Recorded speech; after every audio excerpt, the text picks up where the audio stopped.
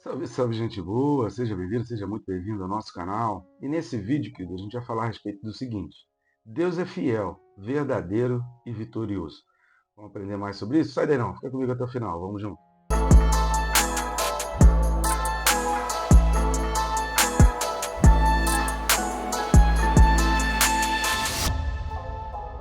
Antes, só não deixe de se inscrever no canal, né? Rápido e fácil, você vai clicar no botão que tem aí embaixo, aqui embaixo mesmo, tem um botão aí escrito inscrever-me. Clicou ali, pronto, você já está inscrito. Eu recomendo ainda clicar no sininho, e quando você clica no sininho, você é notificado a cada vídeo novo que a gente coloca aqui no canal. Peço suas ajudas aí para o nosso canal. Uma delas é rápido, grátis e fácil, que é o famoso triplo C: curtir, comentar e compartilhar.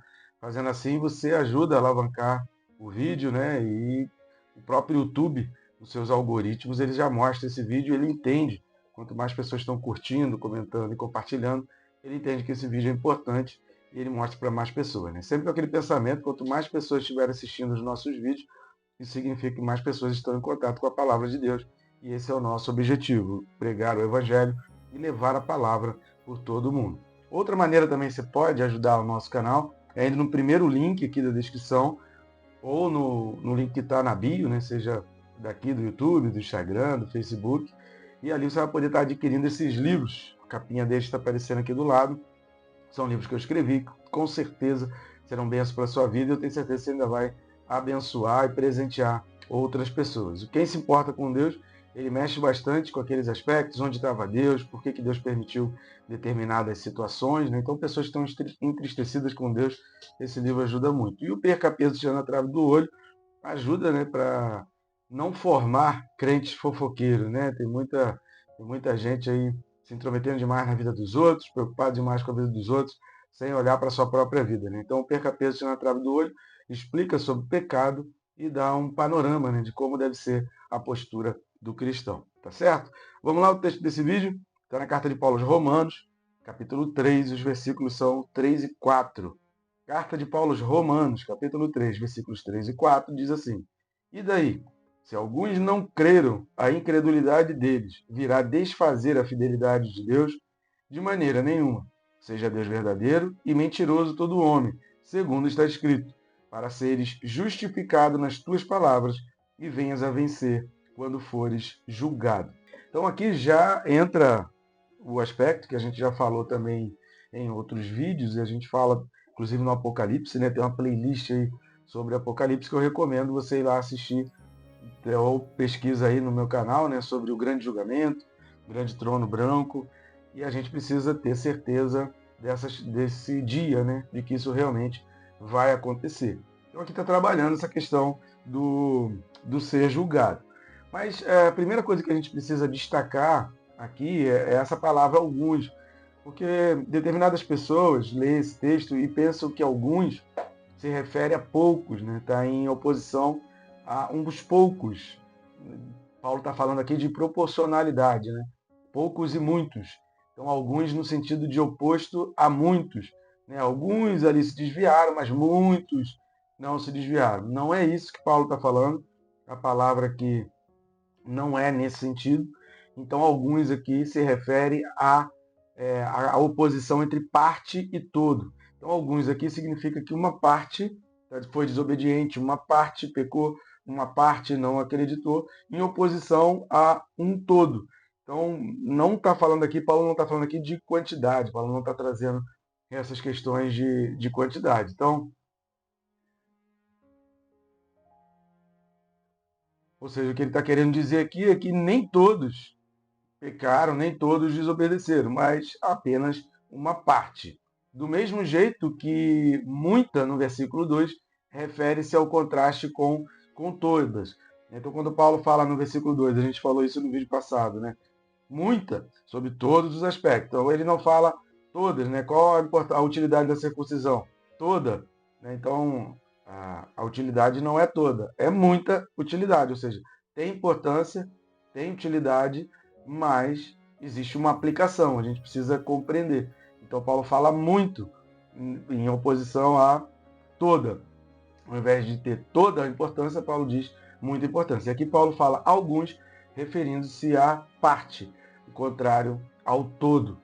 Segunda coisa que a gente vai observar, Paulo traz ao debate o tema do julgamento, porque, como diz William Barclay, né, que foi pastor da Igreja da Escócia, ele diz o seguinte, eu achei muito interessante o comentário do pastor William Barclay, que eu queria ler aqui, abre aspas.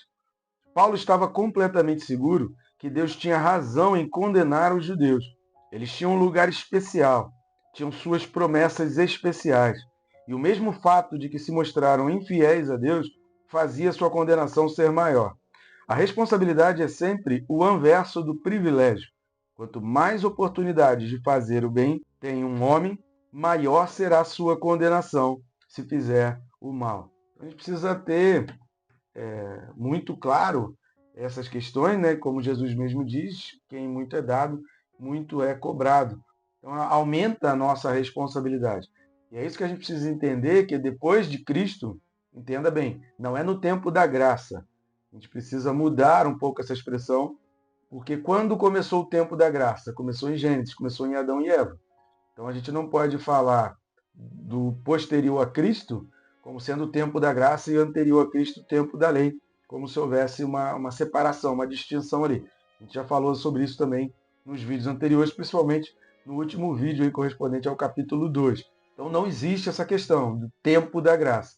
Mas posterior a Cristo, com a vinda do Espírito Santo e com esse entendimento, né, com essa consumação, como Jesus disse, está consumado, ou seja, toda aquela obra, todo o plano de Deus que atravessou todo aquele período histórico ali do Antigo Testamento, todos aqueles anos, desde Adão, desde o primeiro Adão, né, até Cristo, todo aquele período histórico se consumou, toda a obra, tudo aquilo que apontava, se consumou naquilo que Cristo fez e que o Espírito Santo fez. Então a gente precisa entender muito claramente com relação a isso. No tempo de Cristo, com o advento de Cristo, né, com a descida do Espírito Santo, a responsabilidade do cristão ela é maior, não é menor. Então, aquela questão do guardar o sábado, para o judeu era um dia na semana, para o cristão, quando é todo dia. Você precisa ter o teu TSD, teu tempo a sós com Deus, diariamente. Tudo que você fizer, faça para o Senhor. Paulo vai falar sobre isso, outros textos também. Paulo vai falar muito com relação a isso. Tudo que você fizer, faça como para o Senhor, não faça, né, para os senhores, obedeça, ou seja, a tua vida tem que girar em torno da obediência e do testemunho a respeito de Cristo. Isso aumenta a responsabilidade, porque o judeu fazia um pouco separação de vida secular e de vida religiosa. Terceira coisa que a gente vai observar, nós não podemos julgar Deus ou desprezar seus oráculos. Lembra do vídeo passado? Se você não assista, que refere-se às leis morais. E muita gente julga Deus porque o homem tem dificuldade para cumprir.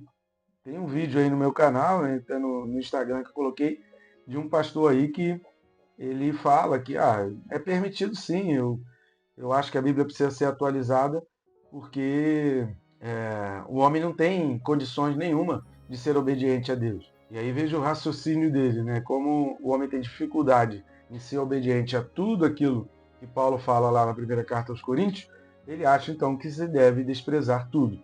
Então não é porque o homem tem dificuldade para cumprir todos os mandamentos que a gente vai desprezar os mandamentos e aí vive-se do jeito que quiser. Não. Então o homem tem dificuldades para cumprir.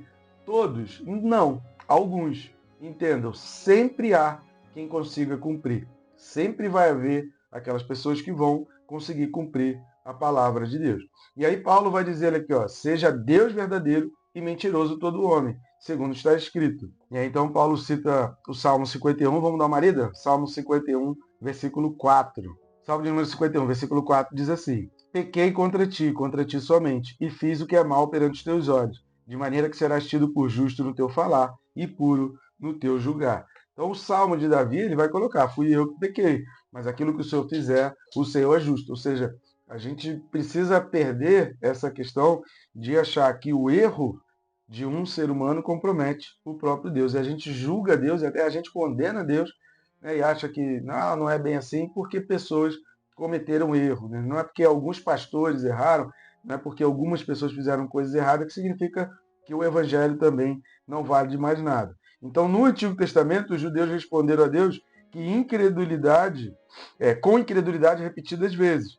Todavia, Deus permaneceu fiel às suas promessas. Vamos dar uma lida para a gente encerrar esse vídeo em 3 textos muito importantes para a gente ter uma compreensão a respeito disso. Números 23, versículo 19. Livro de Números, capítulo 23, versículo 19, fala assim: Deus não é homem para que minta, nem filho do homem para que se arrependa. Porventura, tendo ele prometido, não o fará? Ou tendo falado, não o cumprirá? A gente leu esse texto também no último vídeo, mas é importante para a gente entender isso, que a gente não pode, embora a Bíblia atribua a Deus aspectos humanos, como tocar, encostar, olhar, ver, escutar, né, a mão de Deus, o pé de Deus, embora a Bíblia relate essa proximidade do ser humano com Deus, né, mostrando que aquilo que está em Gênesis, que fez o homem à sua semelhança, isso é verdadeiro, a gente não pode confundir a hierarquia e achar que Deus ele errou porque homens erram. Vamos dar mais uma lida aí em Romanos, capítulo 9, versículos 6 e 7. Um texto que a gente, se Deus quiser, vai ver mais à frente, né? Mas a carta de Paulo aos Romanos, capítulo 9, versículos 6 e 7, diz assim: E não pensemos que a palavra de Deus haja falhado, porque nem todos os de Israel são, de fato, israelitas. Nem por serem descendentes de Abraão são todos seus filhos, mas em Isaque será chamada a tua descendência. Repare que aqui é exatamente para o nosso entendimento daquilo que a gente está falando de alguns em oposição a todo. Né? Então é por essa razão aqui que a gente, e pelo significado da palavra também, que a gente conclui que alguns ali não está se referindo a poucos, mas está se referindo a uma parte. E por fim, vamos dar uma lida na segunda carta de Paulo a Timóteo, capítulo 2, versículo 13. Segunda carta de Paulo a Timóteo, capítulo 2, versículo 13, diz assim: Se somos infiéis, ele permanece fiel, pois de maneira nenhuma pode negar-se a si mesmo. E a gente precisa compreender muito isso claramente. Né? A fidelidade de Deus, ela permanece para sempre, apesar dos erros do ser humano. Então isso é muito importante, porque a gente também pode cometer erros. Né? Cada um de nós comete erros. Ninguém está livre de falhar, de cair. Inclusive o meu livro Perca Peso Tirando a Trava do Olho, ele trabalha um pouco esse pensamento para a gente entender que não existe ninguém que seja super-homem, ninguém que é forte o tempo todo. A gente enfraquece, né? Você vai ver ao longo da Bíblia inteira vários homens de Deus, homens que Deus não questionou a sua fidelidade, Deus não questionou o trabalho deles, mas que homens chegaram ao momento de pedir a própria morte. Jeremias, Elias e alguns outros, né, na Bíblia que passaram por isso, que enfrentaram uma tamanha dificuldade que a sua fraqueza se fez bem forte, né? Ou seja, a sua força se esmoreceu completamente. A gente não está livre disso, nenhum de nós está livre disso. Mas a gente entender que apesar dos nossos erros, das nossas falhas, apesar da nossa fraqueza, a nossa dependência em Deus, ela precisa estar sempre presente na nossa vida. E aí, na questão do erro dos outros também. Quando o outro erra, quando a gente vê, não é porque pessoas erraram, pessoas estão fazendo coisas erradas, que significa que a lei de Deus ela é errada e eu vou desprezar a lei de Deus porque uma pessoa ou outra pecou. Então essa é a questão de Paulo aqui. E daí? Se alguns não creram, a incredulidade deles vai desfazer a fidelidade de Deus, por que a gente pega o exemplo de algumas pessoas que não creram, que foram desobedientes, que fizeram coisas erradas, e a gente coloca Deus nesse mesmo bolo? Isso a gente precisa repensar muito com relação a isso. Tá bom, gente boa? Espero no próximo vídeo e que Deus te abençoe, rica e abundantemente.